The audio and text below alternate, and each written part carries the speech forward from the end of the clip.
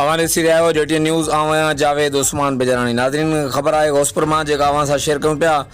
घोसपुर में अमन अमान जी बिगड़ियल सूरत हाल ते पुलिस ज़ाब्तो न आणे सघी। फुरू ऐं धाड़ा रोज़ मामूल बणियल आहिनि। ताज़े वाक़े में शहर भरिसां मेन इंडस हाईवे ते मुलामियूं पुलिस पिकट वारे इलाइक़े में 6 खां वधीक हथियारबंद रोड ते चढ़ी ॾींहं ॾिठे जो कंदकोड़ खां सखर वेंदड़ ॿिनि मुसाफ़िर वेगरनि खे हथियारनि जे ज़ोर ते रोकराए 30 खां वधीक मुसाफ़िरनि खां हज़ारें रुपया रोक रक़म, मोबाइल फ़ोनूं ऐं ॿियो क़ीमती सामान फुर करे फारिग कंदा कचे तरफ़ आसानी सां फ़रार थी विया। मुतासिर मुसाफ़िरनि वेगनूं रोड ते बीहारे ज़िले कश्मीर कंदकोड़ पुलिस जी नाअहली ख़िलाफ़ सख़्त नारेबाज़ी करे इंडस हाईवे ब्लॉक करे छॾियो ऐं फुर थियल पैसा, मोबाइलूं ऐं ॿियो सामान वापसी जो मुतालबो कंदा रहिया।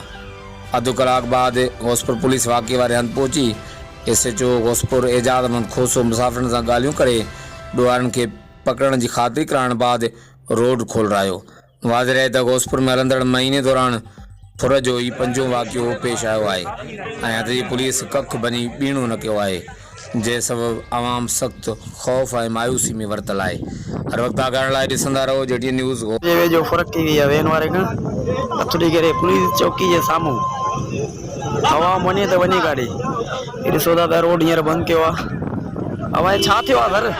साईं फुर थी वई आहे सर। छा खां वैन खां पैसा वैसा फुर थी वई आहे साईं, रोड बंदि कयो था। ॾिसो था त वैन में वेठा हुआसीं, फुर कई वई आहे ऐं रोड बंदि कयो वियो आहे। पुलिस ख़ामोश तमाशा ई बणियल आहे। माना एतिरी बदअमनी आहे हिन रोड ते घोसपुर जी तरफ़ जो बसि माण्हू निकिरण खां आज़ूर आहे। हुकूमत ख़ामोश बणियल आहे। पखी उॾा में हलियो वियो, वॾी अफ़सोस जहिड़ी ॻाल्हि आहे।